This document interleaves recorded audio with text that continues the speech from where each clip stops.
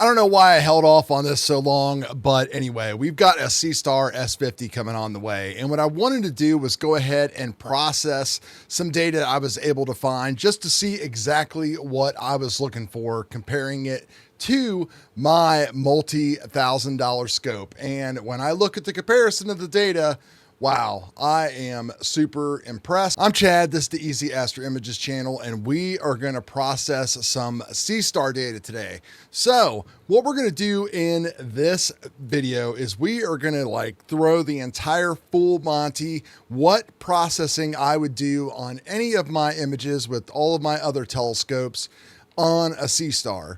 And I think you're going to be just pretty shocked how awesome everything is. So we can do everything all in one place in Pixinsight and using all of the advanced tools that are in Pixinsight. Now, I realize a lot of people that have the Seestars and the dwarfs are thinking, well, why would I spend all of this money on all this software when it costs the same amount as my telescope? And my reason to you would be because your telescope is capable and can punch way more above its weight on most of the objects that are in the night sky, especially when you're applying the newest, best software available to them. Hats off to everybody on the serial team and everything else that has done what they have done to bring people this far, and all of the YouTubers that have done it as well. But when it comes to a lot of YouTubers, I've seen a lot of people just kind of do stuff honestly for clicks, kind of let it ride and go away. And I've got one of these things coming, and I'm going to be using it and doing all kinds of extra processing videos on it. Now, if you are looking for an ultimate all-in-one free solution, as a matter of fact, I see he just posted a video right now that I am in the middle of watching.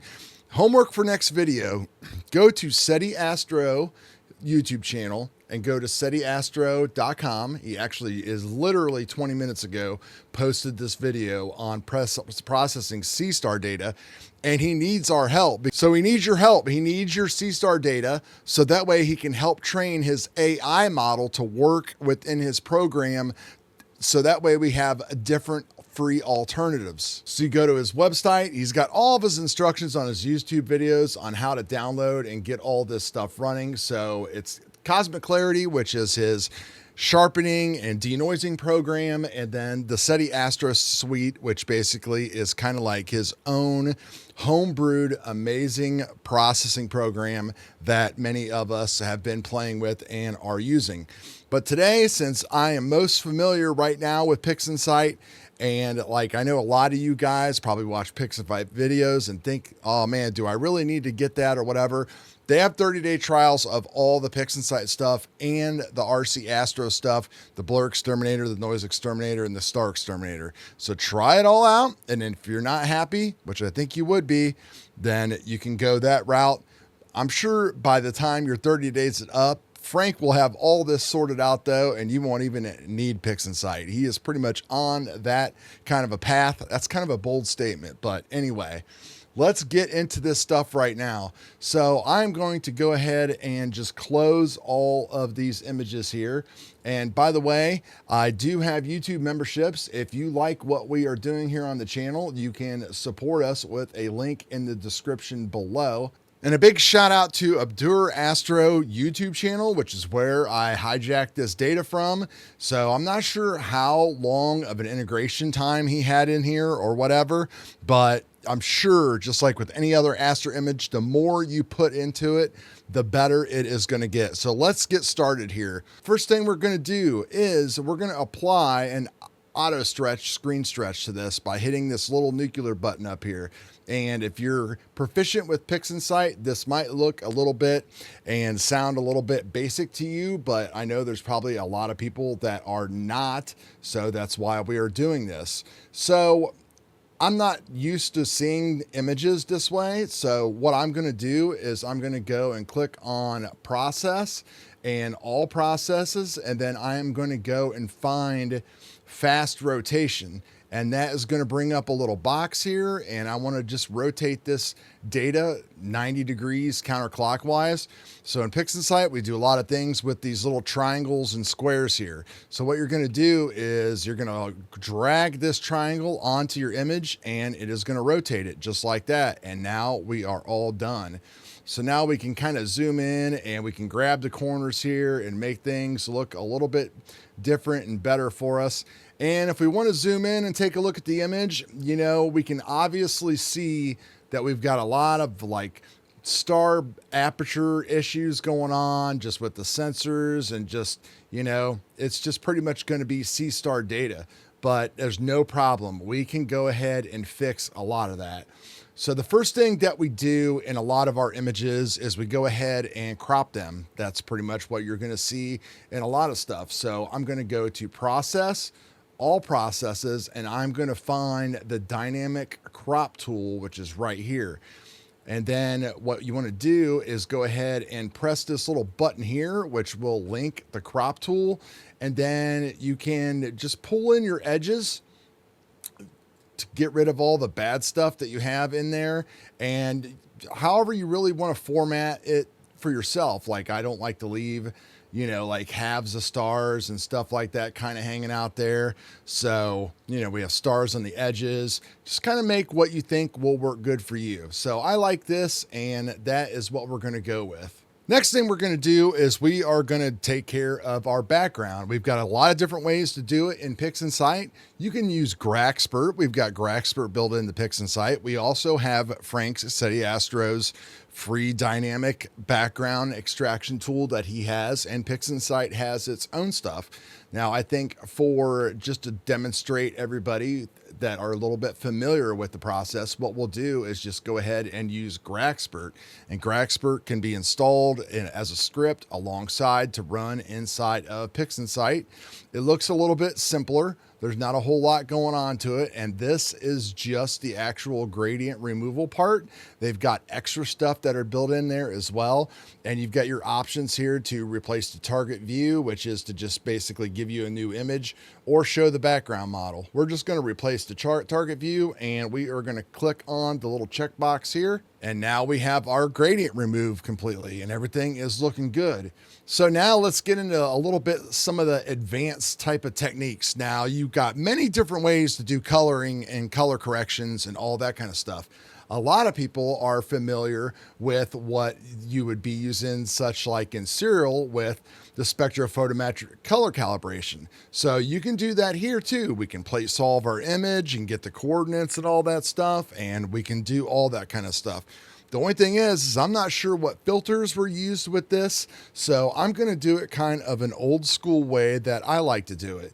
So what I'm going to do is go to processes, and I'm going to open up a couple tools. So I'm going to go ahead and open up the statistics tool, and I'm going to go back to processes, and I'm going to open up what's called linear fit. And what this is going to do is we are going to find the channel with the brightest colors, and then we are going to match the other two channels to it. So in order to do that, we need to split this thing into 3 channels. So just because this data came from a Seestar doesn't mean that we need to treat it like second class. So let's get back to this right here. So up here, you're going to see these little buttons right here, and we want to click on this one here that says split into RGB channels. We're going to click on that, and you're going to get 3 images. You're going to get a red, a green, and a blue. Now, you don't need to do anything to these at all right now. What we're going to do is click on this over here, and we want to like click on each individual image, and we're going to look at this median value. And whichever one is the highest is the one that we're going to match the other one to. So our blue image is at 4.8. Our green image is at 4.9, and our red image is at 5.1. So red is usually always your brightest. That's just kind of how it is. So what we're going to do now is we are going to click right here to minimize this red image, and we are going to drag it and drop it and put it right there as our reference image. And then we will take this linear fit tool and just drag and drop it onto the blue image, and drag and drop it onto the green image. And now we can go ahead and get rid of the linear fit image. And what we can do is go up to processes again and go to channel combination. And then what we're going to do is we are going to recombine these into a new image by just dragging and dropping the channels that have been corrected right back into their corresponding values. We can also just kind of move all of these out of the way. And then when we got all that done, we're going to hit this little circle here, and it is going to give us a new image right there. We can close this tool, go back up to the nuclear icon and click on that, and that is going to give us a new screen stretch. Now, it might not look different at first glance, but now if you were to look at a histogram, everything will be color and aligned. So let's go ahead and close our old image. We will not be needing that anymore. So now we're going to get into using all of those fancy RC Astro tools that you might have heard about: blur exterminator, noise exterminator, and all of that kind of stuff. So we're going to open up the blur exterminator tool first. And what we do is we run this in a multi-step process. So the first thing you do is we run this in what's called correct only mode.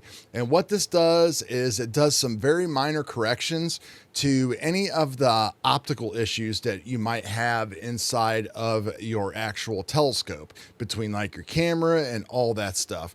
I haven't noticed that it does much on the Seestar data, but it's better than nothing. So we can kind of zoom in and look at the stars here. And if we go up here and click on, we got a little undo redo type of thing. We can go back and forth, and we can kind of see that just the stars were sharpened up a little bit, the detail not so much. This is just more to correct things that are going on with our stars and stuff in general. So now we can close that tool, and now we are going to open it up in its full normal mode. So this is where you can basically say, hey, I want to sharpen my stars a lot smaller. I want to get rid of the halos. Don't worry so much about sharpening non-stellar and cranking that up. We are going to work on that down the road. Now, what it does do though, is it does calculations in the background, and it automatically finds out what the average size of the star is in your image, so it knows what kind of correction that it needs to place on it. So we're going to just drag and drop this onto the image and let it do its thing. And now it's the fun part. So if we go ahead and go all the way down here into the corner and we take a look at some of these stars here, this is after blur exterminator, and that is before. So, and this I think is the good side. So if we go to the bad side, we can still see that it didn't completely get everything the way that it needed to do over there, but it still made them even smaller, and that is totally acceptable and fine to me. So we'll go ahead and close that. And now at this point, what I'm going to do is I'm going to clone this image, because I like to combine my stars and my color in a multi-stage process. So in order to clone the image, what you're going to do is just drag on this right here and drag it off. And then you can minimize the one that's behind it and kind of grab it and put it out of the way. So what we're going to do first is we are going to work on gathering our stars. So I like to denoise my image and then stretch the stars, remove the stars, and then go back and work on an image that is starless. So what we're going to do here is we are just going to run the noise exterminator, and I want to make sure that we have the proper new AI selected, and that is all done. And now Noise Exterminator has had some recent updates. So basically you can focus on color noise and actual image noise. These come fairly aggressive. We're just working on the stars. There's no sense to turn these all the way up. Default is fine. Just go ahead and drag and drop this onto your image. Now, if we zoom in on our image, we can just see how great of a job Noise Exterminator has done on everything. And like I said, we could push this a little bit further if we wanted to as well. But for right now, I am very happy with that. We are just worried about getting our stars. So in order to get our stars, what we have to do is we need to stretch the image. So what I'm going to do is just go ahead and close this. And I am going, there's a couple different ways that you can go ahead and stretch your stars and stretch your image here in Pixinsight. I like the way that these stars look right now. So what I'm going to do is I'm going to use this stretch right here on my stars. So I'm going to go to processes, all processes, and I'm going to go to screen transfer function. And that is going to open up our screen stretching tool right here. So since we're color aligned, what we want to do is make sure that we click on the little chain here, and then we're going to click on the little nuclear icon again, and that gave ourselves a stretch. This is probably one of the most complicated and convoluted things that is built into Pixinsight, but it works just fine. It's just a little bit of a process that you have to do. So what I'm going to do is I'm going to click on this blue arrow, and we're going to bring it down, and we're going to put it right here. And what you're going to see is everything turn into like that little hourglass right there. And then when I drop it, you'll see that the curve has been applied. So then what we're going to do is grab this, drop that on our image, and then it's going to go all white on you because it has a screen stretch on it.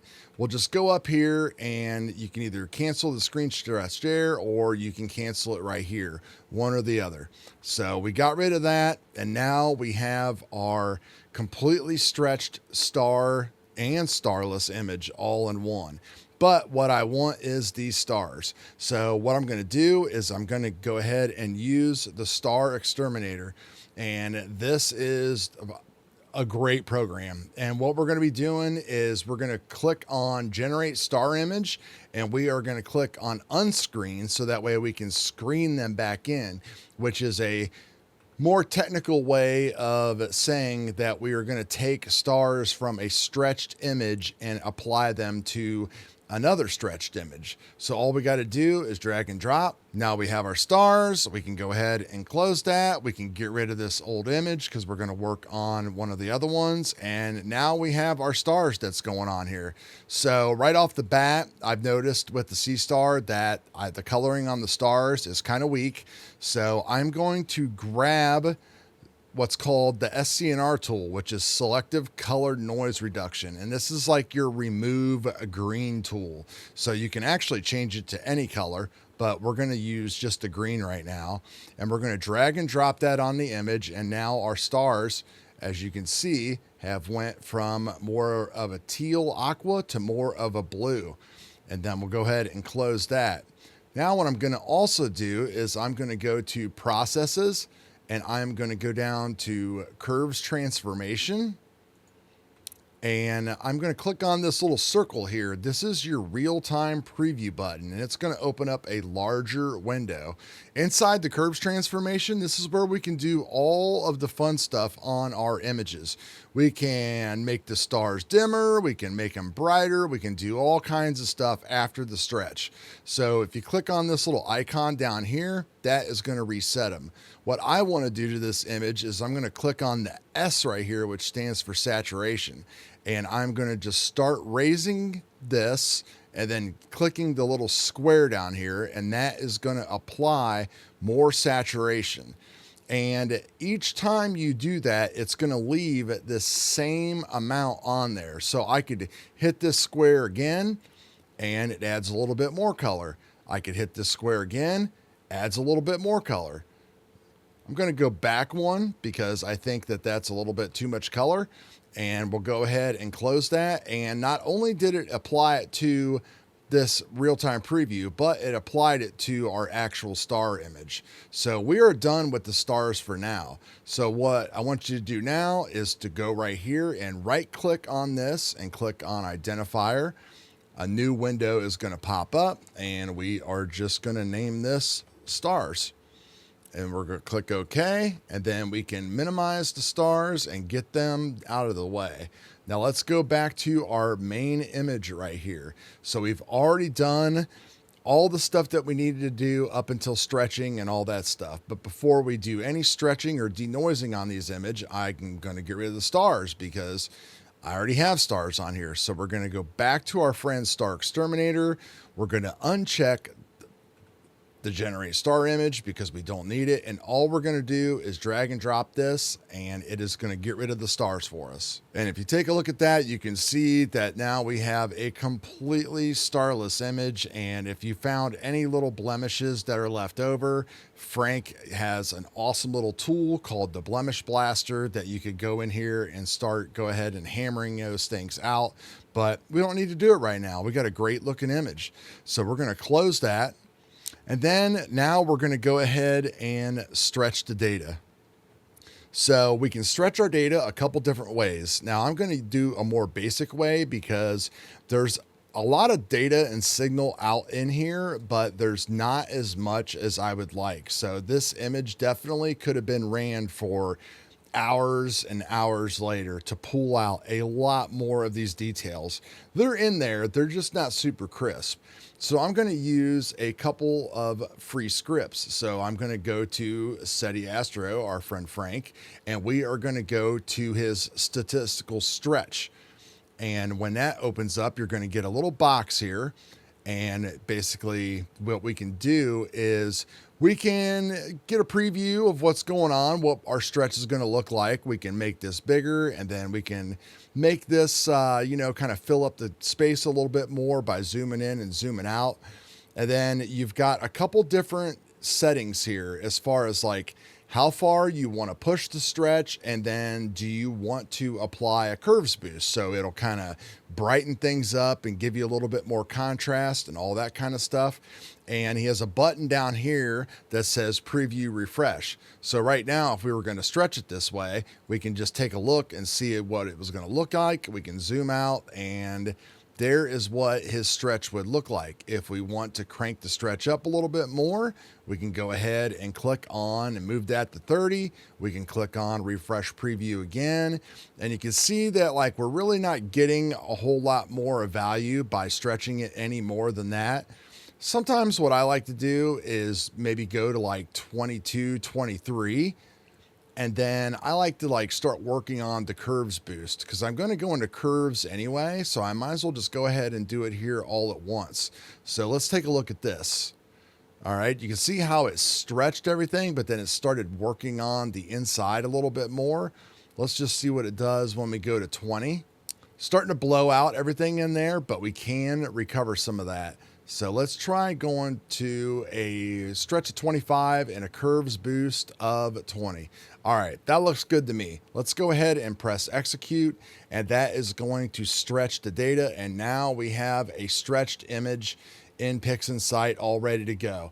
Now you could push this stretch again like I have before. There's a lot of data left on the table here, but it's not great data because there just wasn't enough time applied to it. So let's go ahead and clean this image up now. Let's do some noise exterminator. So I am going to pull this back up, and I am going to move the color denoiser all the way up to 1. We'll just leave the regular noise intensity at 0.9, and we'll leave it at 2 iterations for now and drag and drop, and it's going to give us a great looking image. All right, there we go. We are all good now. We've got a denoised image, and it cleaned up the background a little bit, so you can kind of see that we've got a little bit more detail and all that kind of fun stuff going on back there. And now let's get into like the real power and stuff of Pixinsight and some of Frank's scripts. So if you like the way that the natural color look right here, go ahead and keep processing. Frank also has in his SETI Astro tools what's called the perfect palette picker. So your Seestar has a dual narrowband filter built into it. And if you use it, what you can do is you can use this and it will automatically generate all of these cool color palettes that you can actually play with right here. So we're not using linear data, so we're going to unclick that and we're going to click on create palettes. And what it's going to do is it's going to go through and it is going to create all of these different looking color palettes for you. So you've got false, SHO, HOO, realistic, OSS. You've got the 4-ax palette, which is very popular as well. all kinds of awesome type of color stuff. Since we're in Pixinsight and we're doing fun stuff, I think what I'm going to do is I am going to select the HOO. So all you got to do is just click on it, and it already made it for us. It's that easy. And if you wanted to see what one of the other ones look like, let's just say you wanted to see what OSH looked like, just click on that too. And look, it just made it. Just go ahead and click exit. Now we've got 3 different color palettes that we could work with on this image. I'm going to go ahead and work on the HOO because that's pretty much what we got right here, just with some of Frank's magic applied to it. So let's go ahead and get rid of these images here. And now we have our starless image. So at this point, if you're happy with the way everything is, you could add back your stars and call it a day. But we're in Pixinsight, right? There's a lot more stuff that we can do. So the first thing we're going to do is we're going to start getting all photo edity crazy and stuff. So I'm going to go into processes, and I'm going to go to all processes, and I'm going to go down here to where it says range selection. And what that's going to do is pop up another box. And what we're going to do, this is the main way that you're going to make like 90% of your masks in Pixinsight. So it's going to come up with a totally white screen. So all we're going to do is start dragging this lower limit over here. And as you can see, it's kind of grabbing on to all of the different color data that is inside of there. So what I want to do first is I want to try to focus on bringing back some of that data that is in the core. So I'm going to go all the way down here and make a mask that's basically just going to focus on the brightest parts that we know of that are in Orion. So we're going to go right there. We're going to click on this smoothness slider, and we're going to drag it over, and we're going to make it nice and blurry so that way it blends in really good. And then we are left with this right here. So we're going to grab this and drag it right underneath over here and let go. And now that is going to apply our mask. So masks in Pixinsight are really easy to work with. So red means it's protected, and anything else means it isn't. You can go up to mask up here, and you can click on invert. And now what would happen is it would protect this area, and we would work on all of this area. So I'm going to go ahead and invert that, and I'm going to go over here and go to process and go back to the curves transformation. So if you see me keep on going over here to the right side of the screen, it's because you can set up all of your little things over there of little processes and scripts that you use all the time. So that way you don't have to go back into that menu all the time. So if we click on the real-time preview, it's basically going to show us the image without the mask. But if I grab on to this right here and pull down, you can see that it's only affecting the area where the mask is. So I am selected on RGBK, which is basically your regular overall brightness type of value, and I am just pulling it down. And as you can see, as I pull it down, it is revealing more and more of that core structure. And since we made a real small mask and we feathered it out really bad, and we feathered it out quite a bit, what we can do is we can be really aggressive with that.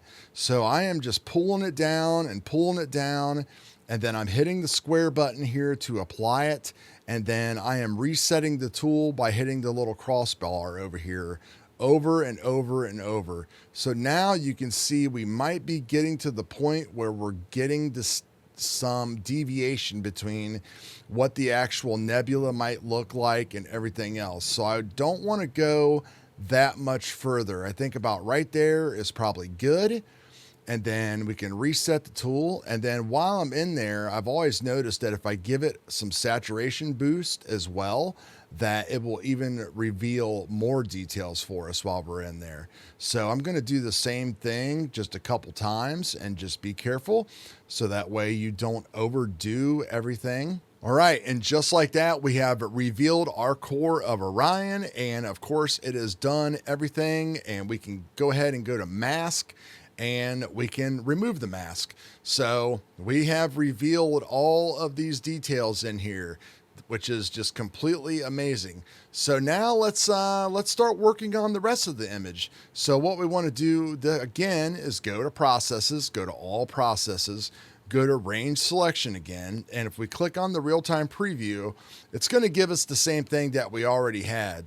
So what I would recommend is to reset your smoothness and then go up here to the lower limit, and then let's just start expanding this out where basically it's going to start giving us just like the nebula. Like, we don't want all this stuff here in the background, we just want the nebula. And then let's go ahead and let's smooth that out. That looks good right there. And we'll go ahead and close the tool. And now what we'll do is just go ahead and apply that mask the same way by dragging and dropping over here. And now you can see what is highlighted. So we can minimize that mask, park it down here. And now we're going to work on this area. So let's go into the curves transformation tool, hit the little circle, and let's just go ahead and start by giving this baby some more saturation. So let's go ahead and just pull up from the middle here. And now you can see our colors are starting to pop and come to life. So you want to be really careful. You don't want to go super crazy with it. It's all up to you though. It's, you know, this is art. It is personal artist touch, what you want to do here. And what we can also do is we can play with all the different components of light and stuff too. Like, you know, we can click on L and we can just affect the overall brightness and glow of everything. So we can pull it down, we can move it up, we can do all of that stuff in Pixinsight. So if I just give it a little bit of nudge of L there, that shows that it just kind of makes everything just kind of glow a little bit.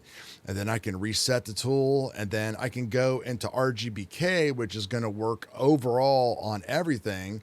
And I can give it, you know, more of a pop if I want to, but you want to be subtle because again, all we're trying to do is create a little bit of contrast difference between the background and the foreground. So we're going to go ahead and apply that. And we're going to close our tool and our real-time preview. Now what I want to do is go into the mask and I want to invert it. So I want to bring down this background a little bit. We'll open up the curves again, hit our real-time preview. First thing I like to do is just pull down a little bit on the saturation just to make sure that there's no crazy colors going on back there. So that is all done. And then we can go into our RGBK here. And if you click on this little check mark right here, it is going to bring up and show you where the histogram is. So what we want to do is if you hover over your image and you hold on the left mouse button over here, it's basically going to give you a bunch of numbers. And what that is going to do is you can at the same time see these squiggly lines like showing up over here, and that's showing you where all of that faint data is. Now, if I click here, we can see that all that data is all the way to the right of the histogram. So what we want to do is we want to basically make this data here a little bit dimmer, but we don't want to affect that over here. So what we need to do is place a couple points on our graph. So just go ahead and click the graph a couple times. So we want to put like one right there to kind of anchor everything. And then we want to pull down kind of in the middle of the histogram. So I'm going to put one here, one there, and then I'm going to put, that should be good right there. So now if we just start pulling down right here, we can see that our background is getting darker. And you know, space is black for sure, and this is personal taste. It's all about how far that you want to push it, but I like kind of like a glowy type of images. I don't really need them to be like super crazy. But if you have bad data and a really noisy image, this is one way that you can do it to get rid of everything. So we're going to go ahead and leave it at that, and I'm going to press apply, and we are good. So then what we'll do is go back to mask and just remove that mask. Now I still have my original mask that I made right here in the corner. So I'm going to reapply that because I've seen that with all of the changes that we've made that I've kind of brightened up that core a little bit more. So I'm going to reapply that mask and I'm going to just bring down that core just a little bit. Yep, that looks good to me right there. And we'll go ahead and apply that. And we can go to mask and remove mask. Now, I mean, I don't know about you, but I'm just pretty blown away that this is what we're getting out of this Seestar. I mean, when I went through and tried to compare, it's really crazy the amount of detail, and we are not done yet in Pixinsight. So I don't know if I've sold you yet or not on Pixinsight, but I'm just trying to show you and myself, because I just bought the Seestar, what is capable. So we're going to do some more fun. We're going to go into processes, and then we're going to go to all processes, and we are going to go to histogram equalization. Local histogram equalization right there. Now, this is a really wild tool, and what this is going to do is it's going to basically create contrast between almost every pixel that is on the screen.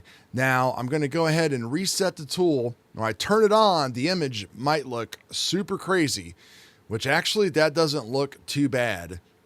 But you have this couple sliders here. So you've got your amount, which is always set to full beans. And if you turn it all the way down, you can see that you're really not doing a whole lot. So you can move it back up to full beans if you want to, or we can go to like 0.8. And then we have this thing called the contrast limit, which I don't really touch a whole lot. Usually I just kind of leave it at the default of 2.0. So you don't really have to worry about that. But then you've got your kernel radius, and the kernel radius basically is it's how each pixel is going to interact with each other. So like if we turn it all the way down, you can see how everything just got super crunchy and nasty. So as we raise it up, you can start to see that we're going to cross this line from detail to like hyper detail, right? Like if we go all the way, and then it's going to start blowing things out, and we don't want hyper detail. So I usually like to start like around a 200, and I'll just kind of type these things in. Even with a powerful computer like I have, it likes to kind of lag behind. So then I'll say, all right, how about 175? So 175 doesn't look too bad. How about 150? 150, I can start to see some changes going on there. 125. And you can see it's kind of like recovering the data. So if you look at like the bright blue areas between like a 100, and then if I go to a 200, you can see on how we're kind of like increasing the glow, but we're kind of blurring things out. So let's try just a 100. And I think a 100 looks good, and it really kind of like added some more detail and stuff to the background of the image.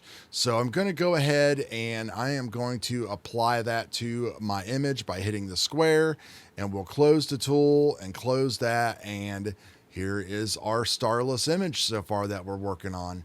And at this point, I think this is going on long enough. Let's get into the final touches of everything. So now let's put our stars back. And now Pixinsight has this awesome script that you can download all for free, and it is called the image blending script. So what you can do, real simple here, you just go to utilities and you go to image blend, and then it's going to pop up this big screen here.